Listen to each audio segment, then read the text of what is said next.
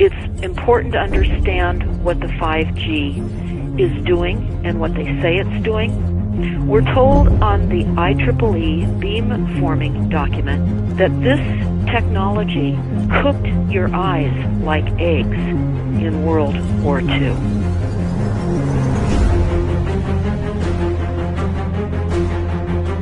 And you all need to understand these are military weapons.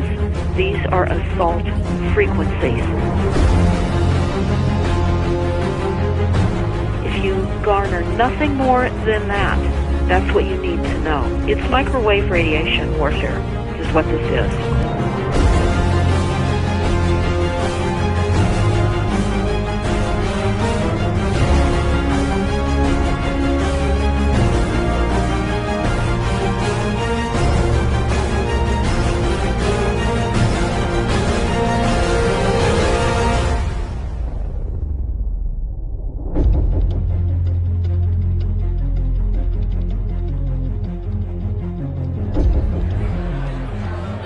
Ladies and gentlemen, please join me in welcoming to the National Press Club Federal Communications Commission Chairman Tom Wheeler.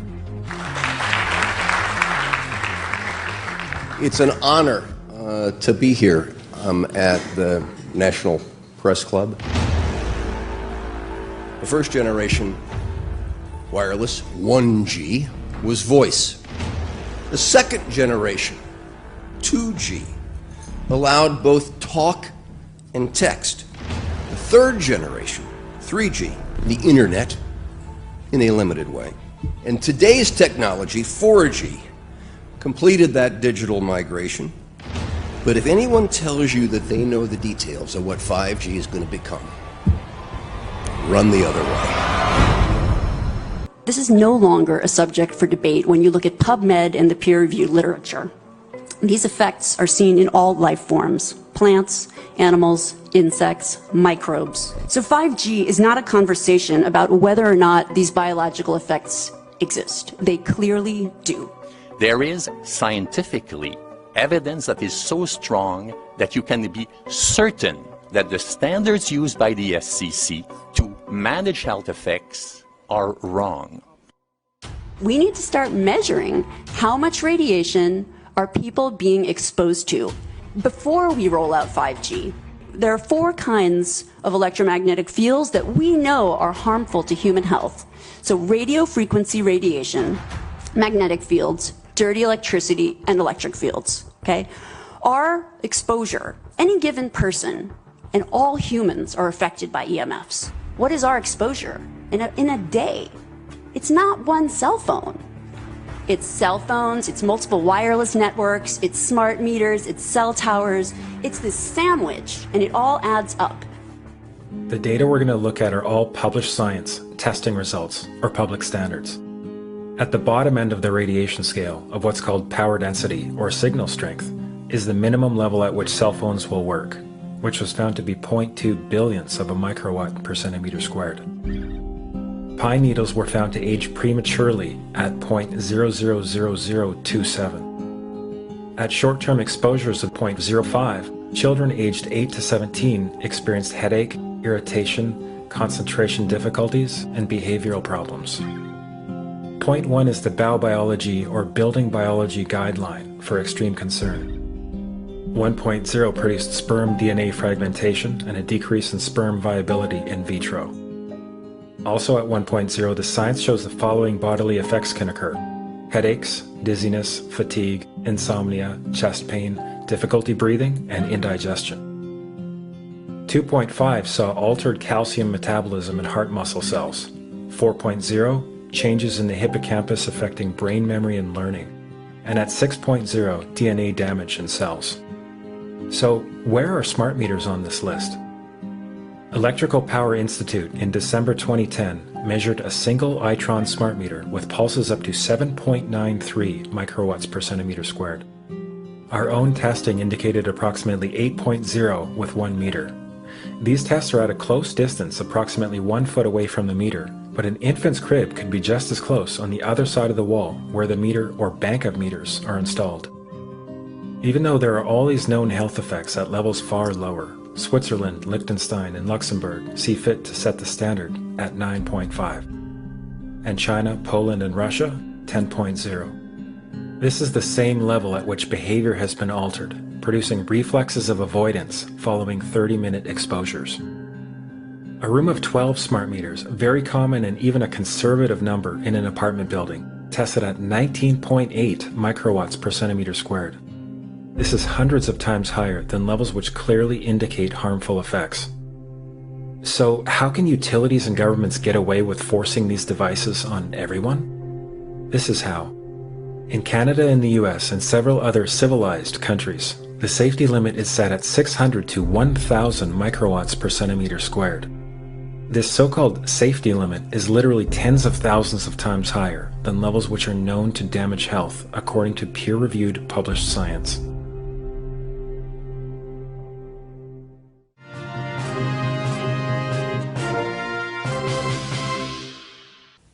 Faster, better, more reliable internet.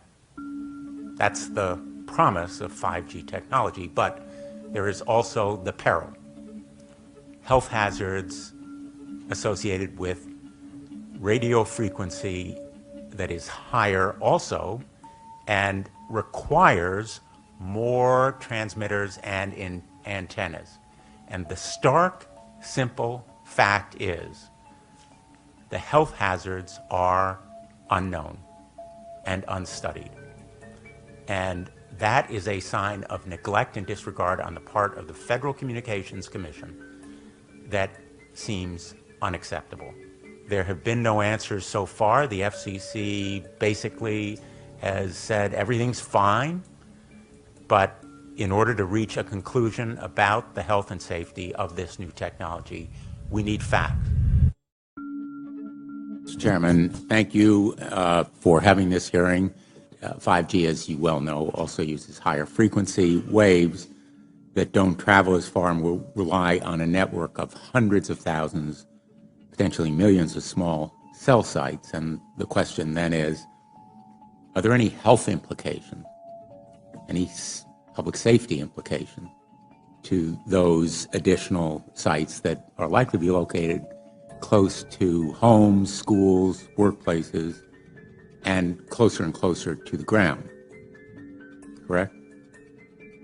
Correct, Senator. Yes.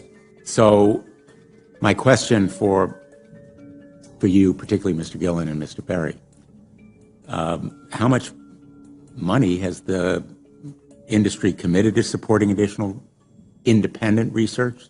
I stress independent research. Is that independent research ongoing? Has any been completed? Where can consumers look for it? And we're talking about research on the biological effects of this new technology. Thank you, Senator. I think, thank you for your focus on the issue. Safety is paramount, and as you alluded to, we rely on the expert agencies, we rely on the findings of the FDA and others as to the requirements to keep all of us safe. There are no industry-backed studies, to my knowledge right now. Happy to visit with you as to what opportunities you think there needs to be more studies, and we're always for more science. We also rely on what the scientists tell us. So essentially, the answer to my question, how much money? Zero. I can certainly follow up with you, Senator. To my knowledge, there's no active studies being backed by industry today. Anybody else know of industry commitments to back research, fund it, support it, to ascertain scientifically the health effect? No, I'm not aware of any. So there really is no research ongoing. We're kind of flying blind here, so far as health and safety is concerned. Thank you, Mr. Chairman.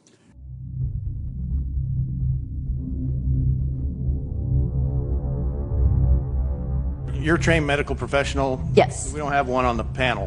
What are we to make of the American Cancer Society, for example, telling us there's no evidence of harmful product? Many of these organizations have conflicts of interest.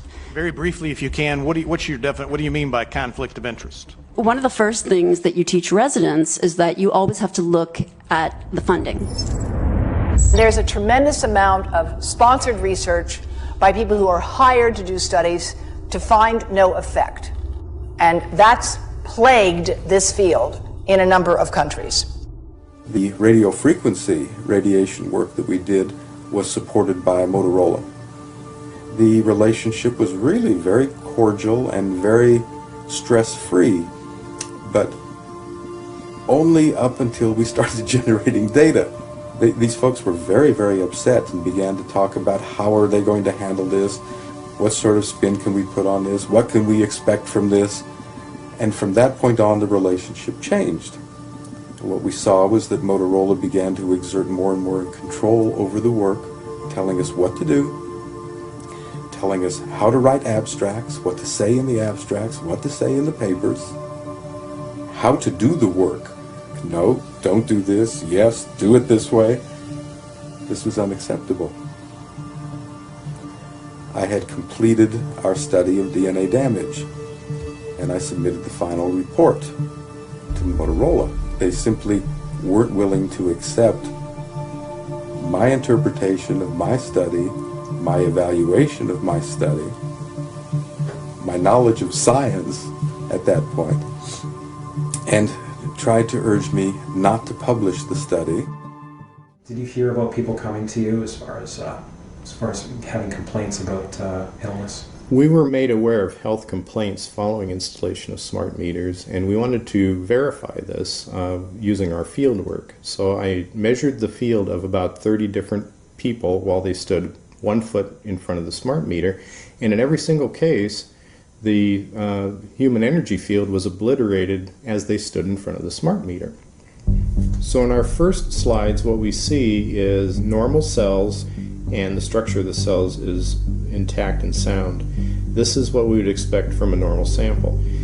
So after 2 minutes of exposure in front of the smart meter at about 1 foot away, we see a totally different story. Sample 1, you can see a lot of degradation in the cells. The cell walls have been broken, and you see changes in the cells which are called mycoplasma. It shows a mutation to the cell. In the second sample, we see a different type of degradation to the cell membranes. You can see a corrugation here. This is called bottle cap formation, and it's known that this occurs due to oxidation or exposure to free radicals. So this third subject, when we did her sample, she had to be pulled away from the meter after 45 seconds because she complained about an increasingly severe headache. And here you see a phenomenon called rouleau, where the red blood cells are stacking up, which makes it very difficult for the blood to deliver oxygen to the tissues as they would be their normal function. Every single one of these is a degradation. Every single one of these shows a trauma to the blood cells, and that came from something, and the only variable was the smart meter. The good news in all this is the patient and the blood can return to normal once they have been removed from the influences of these stressors.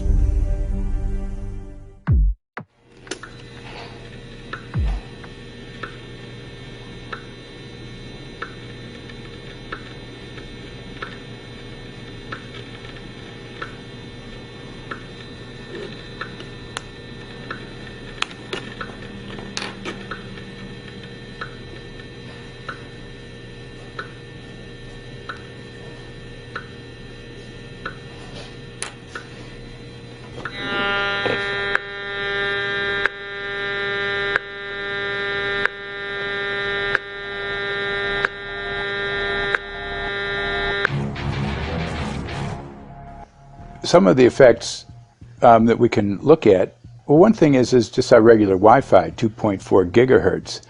That's in the same range as microwave ovens, which are also called radar ranges, because that is radar. 2.4 gigahertz is interesting. It's not the peak absorption rate in water for microwave frequencies, but it's at a point where it allows full penetration, because if it came in at the peak, it would prevent the insides from getting warm. So that's with basic Wi-Fi. Now when we look at 5G, 60 gigahertz, This is what they call active dispersal sort of weaponry, just to keep people back. It burns the skin. It doesn't penetrate, but 60 gigahertz is the frequency of oxygen molecule absorption. Since they have electrons that they share with each other, what we breathe is actually O2, pair of oxygen. So being bombarded with 60 gigahertz could very well impair our oxygen absorption rate in our body, and thereby the whole basis of our living system. Martin Pall says, putting tens of millions of 5G antennas without a single biological test of safety has to be about the stupidest idea anyone has had in the history of the world. So assessing all this, we have experts in various fields: military EMF weaponry, biological effects on humans, firefighters that are getting cognitive impairment by being there in them, countries that are banning these sort of technologies around schools because of the impairment to cognitive. Let's weigh that up in light of what Rudolf Steiner said in 1924 about just mere radio causing the impairment of cognitive functions on people, that they can receive news from around the world, but they can't understand it as well because of the effect of the electricity. We have to say, something smells sinister here. With the 5th generation, it's actually a whole new ballgame. It's not using the same technology. They're switching to military-grade millimeter wave technology. And when you look at this technology, and if you go and look at DARPA reports, come and look at some of the patents that the United States military has put out on what they can do with psychological weapons, all sorts of things, crowd control, active denial, anything you can think of, this is what they can do with 5G. So any type of military application you can think of which has an electromagnetic base, they can do with 5G. And they're putting this out blanket across the population. Ladies and gentlemen, the President of the United States. Good evening, my fellow Americans. In the councils of government, we must guard against the acquisition of unwarranted influence, whether sought or unsought, by the military-industrial complex. The potential for the disastrous rise of misplaced power exists and will persist. We must never let the weight of this combination endanger our liberties or democratic processes.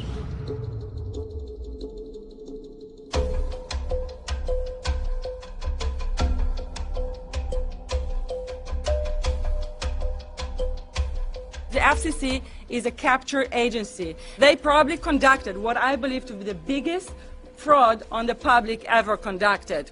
The FCC has been described by Harvard University's Center for Ethics writer Norman Alster as the most captured agency in D.C., acting more as an industry cheerleader than a regulator.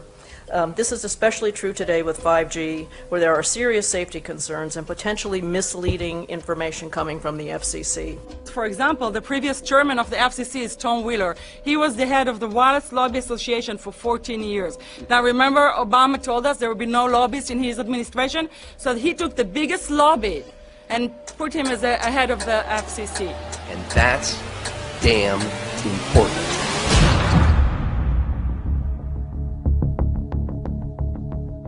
In 1993, the FCC started a rulemaking to adopt the IEEE regulations on this issue. IEEE is an engineer association. Why is it that we adopt regulation of engineers who maybe know how to measure this radiation when it's passing a wall, but not when it's passing a body? All our health agencies objected it, saying that it makes no sense to adopt engineer association, that they had not even one biomedical person on their team. They are effectively indemnified against adverse health impact lawsuits when the acceptable limits are higher than the limits actually shown to show harmful health effects. The FCC guidelines were developed for short-term exposures, 6 minutes, 30 minutes, depending on it's a phone or an outdoor exposure. And they have absolutely no connection to the biological effects that have been very clearly summarized in the Bio Initiative. So as you can see, there's a number of individuals in this room today that have serious concerns about this as regards to their health. If one of your companies decides to put one of these small cells up at a pole that's within, say, 50 feet of one of their houses, what recourse do they have to say, is there a way to move it somewhere else? There's language in the bill so that the authority can require the applicant to come forth with certification of compliance with the FCC's rules related to radio frequency emission. Remember that denial of request or denial of permit request that you can put in? It's going to point back to the acceptable levels as determined by the FCC. Not the EPA or not the CDC, the ones who usually take care of health concerns, but by the FCC, which is staffed by former members of the telecommunication industry. That's the fox guarding the hen house.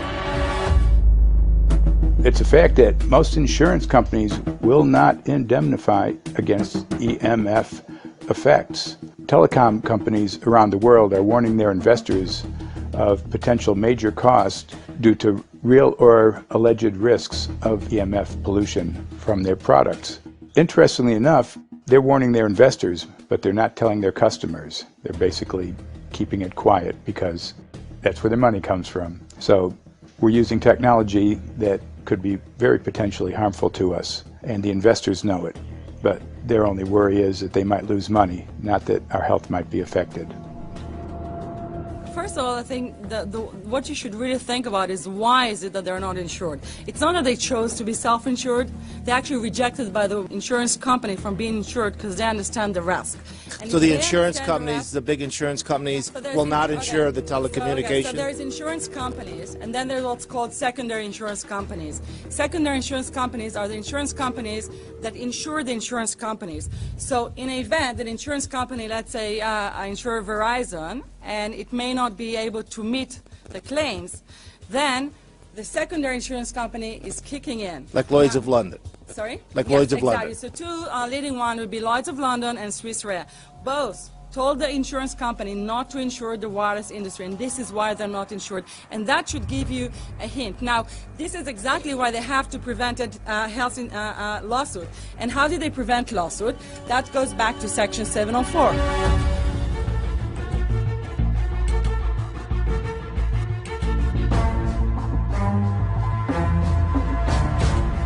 Section 704 was passed in 1996. This is how our rights in regards to health were taken away by the wireless industry. What this legislation did, it gave the power to regulate the health effects of wireless technology to the FCC. FCC is a spectrum auctioning agency. It's not a health agency. They don't even have one biomedical person on their team. And then the other thing that Section 704 did, it actually took the power from the states to regulate location of cell towers based on health. And what does it mean? It means that if they want to put a cell tower in front of your home, you cannot go to your city council and say, hey, stop, I don't want it. I just heard in a lecture that there are 10,000 studies proving that it's harmful. I don't want it. My child is sick. They would tell you, stop. You're not allowed to mention this in the city council because Section 704 says that if you will, and if the application will be rejected, the city will be sued, can be sued by the wireless industry.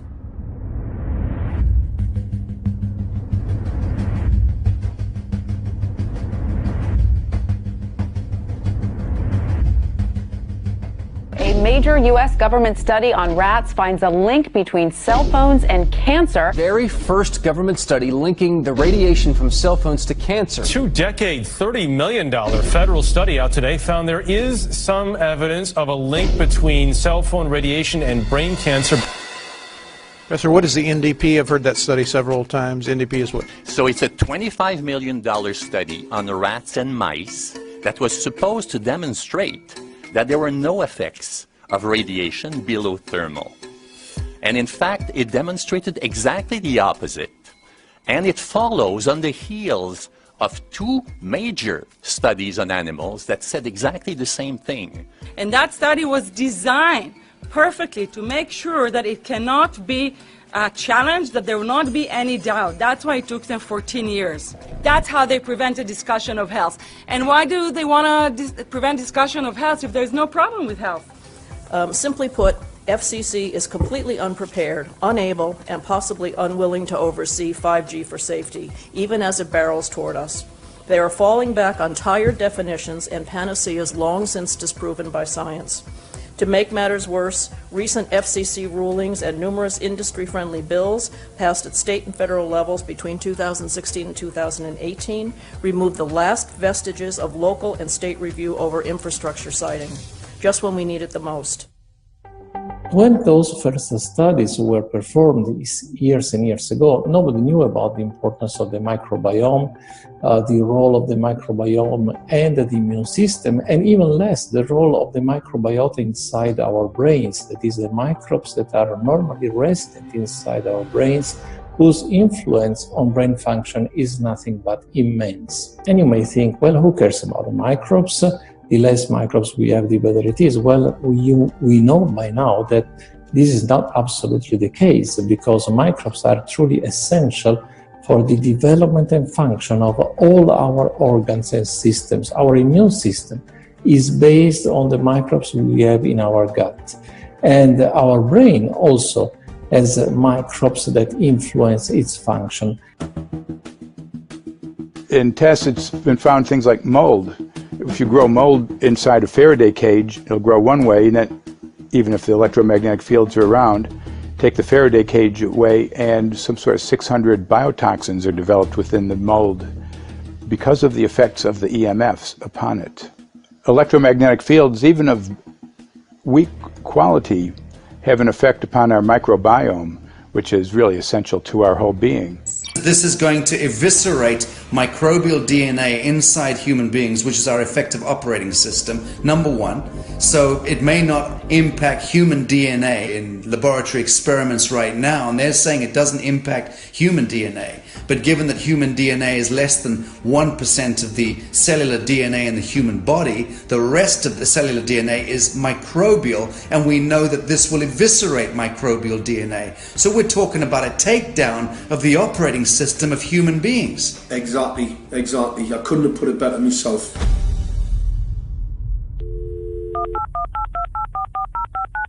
John Brandt. Good morning, Mr. Brandt. Wow, this is Amanda from Virginia. Hi, how are you? Hi, I've been trying to get a hold of you for months now. You guys are covering up chemtrails. No, we are not covering it. We have no reason to cover up chemtrails. Of course, you have every reason to cover it up. Every reason. It's called losing your job. What reason would that be? Oh, well, you personally, you would lose your job if you were to reveal anything to me, and it's probably unsafe for you to even be speaking about this, considering the types of individuals you work for. It's not unsafe. It is unsafe. There's no problem with us talking on, you're a citizen, you're making a complaint. Oh, Lord, have mercy on myself. It's a complaint in an area that we don't have authority to regulate.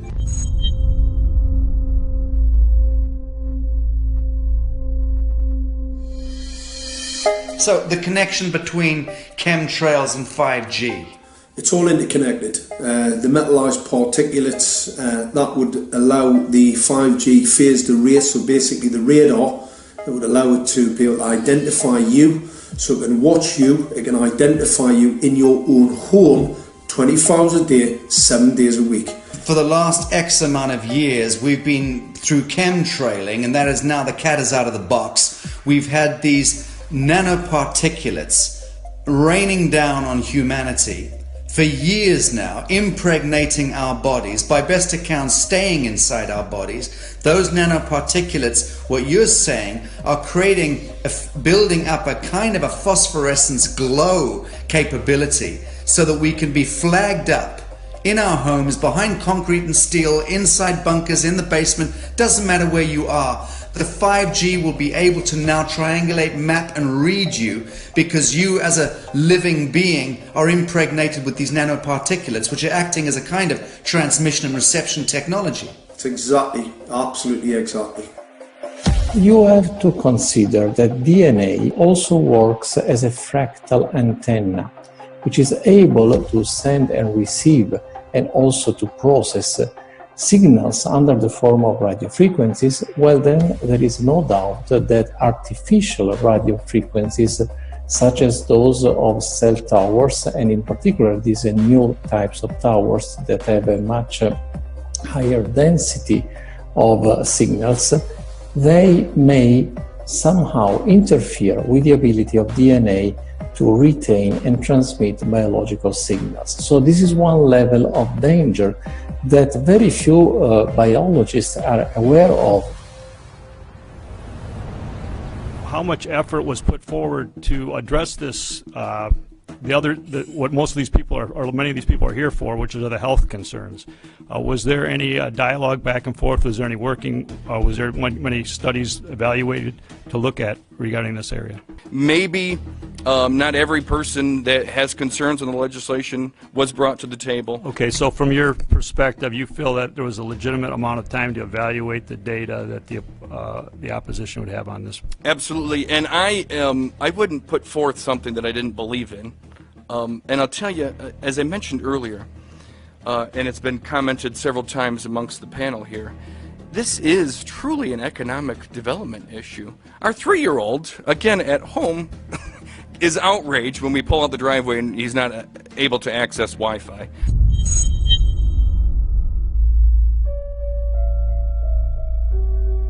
I think anyone who puts Wi-Fi into a school should be locked up for the rest of their life. I really do. I think they're not fit to walk on the surface of this planet because they haven't looked at the research, and whatever incentive they have, it is not worth the genetic problems that parents are going to face with their children when they're born. France has banned Wi-Fi in nursery schools and put warnings out for regular schools because they're finding there's impaired learning capacity in children when they're around Wi-Fi. And they have to put up warning signs where they put Wi-Fi transmitters. When I got sick and I learned that they're putting Wi-Fi in the schools in Israel, I was very sick at the time, but I could not tolerate the thought that children in the schools will become as sick as I have. And after a few months of correspondence, I submitted a Supreme Court case in Israel to ban the use of Wi-Fi in the schools and replace them with wired network. The 4 top diseases that kill our children, our young adults right now, are brain tumors, thyroid cancer, testis cancer, rectal cancer, everywhere we put our cell phones. And a lot of our children are sick and they're being misdiagnosed and mistreated because the wireless industry has put billions and billions of dollars in the past 30 years to mislead the public as to the health effects and keep the public uninformed. We are performing an experiment on children. We are exposing children to microwave radiation for 6 hours during every school day. We have had absolutely no studies looking at the long-term effects of this radiation on young people or even on adults. A considerable amount of research shows that developing brains and bodies of children are much more affected than adults. And there are clear indications of a link between increased electromagnetic fields and autism spectrum disorders. We took 10 autistic children and went back to the sleeping location where the mother was when she was pregnant with that child and compared it with the sleeping location of a mother that gave birth to healthy children. We had 10 mothers in that group, 10 mothers in this group, and in the group of the autistic children we found that the measurements that we got for the microwave exposure was elevated compared to the group of children that were normal. The fetus is affected. The exposure to man-made electromagnetic fields has become the first factor that could be isolated ever in autism that could predict autism. The 5th generation of wireless technology, or 5G as it's being rolled out worldwide without safety testing. Let me say that again, without safety testing. And how we've got scientists and doctors and environmental organizers saying, stop this. Because in terms of the effects of wireless radiation, the science is in. Wireless radiation can lead to cancerous heart tumors, brain tumors, DNA damage. Wireless radiation is linked to infertility, to autism, Alzheimer's, and more. And guess what? All the effects that I just listed, those are some of the effects that are known according to the technology that's being seen today.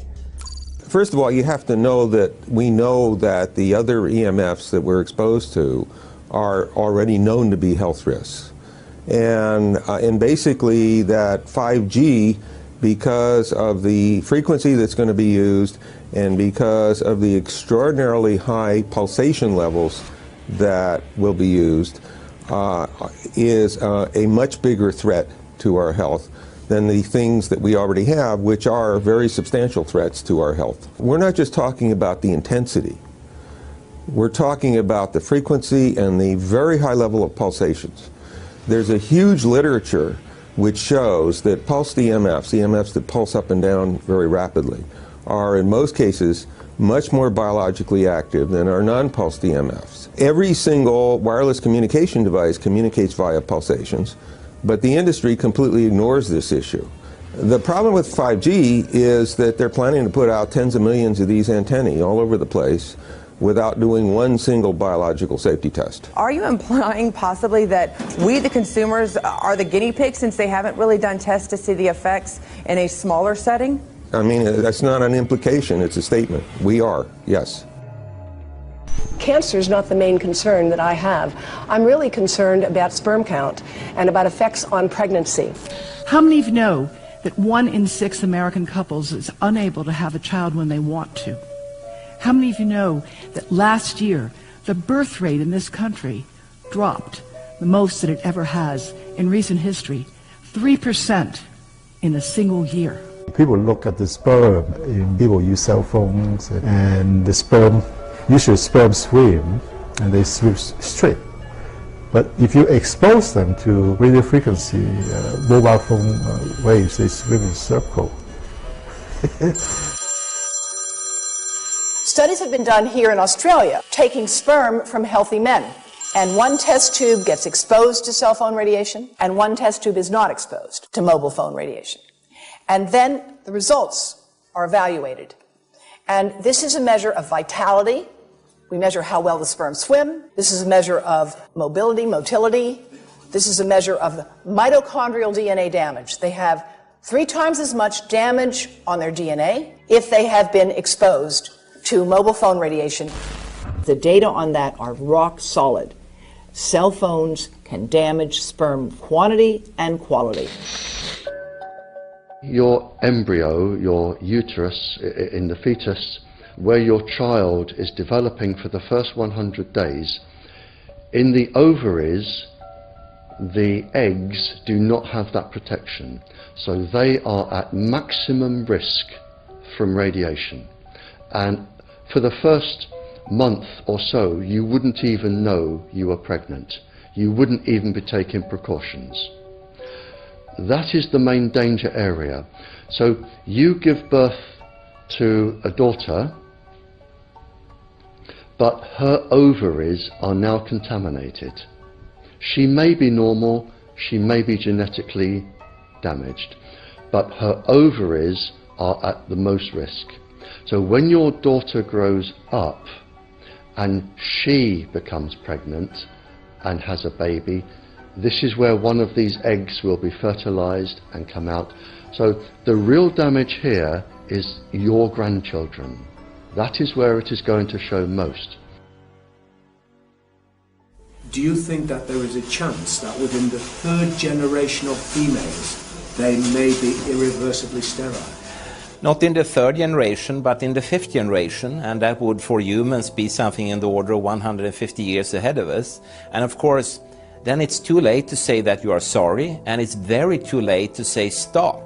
There is a wealth of papers. I mean, we're talking about thousands of published papers in the scientific literature, few of which, or sometimes none of which, have entered the official documentations from authorities and likewise. So I think it's really time to have an independent compilation of data. Such was done at August 31st, 2007 in the form of the Bioinitiative report, of which I was one of the authors. And then we put together approximately 2,000 scientific references on a little bit more than 600 pages, clearly saying that if you, for instance, if you are a rat or a mouse or a cell or a molecule, you should definitely not allow yourself to be exposed to this. And in the meantime, we have this full-scale experiment using our own kids.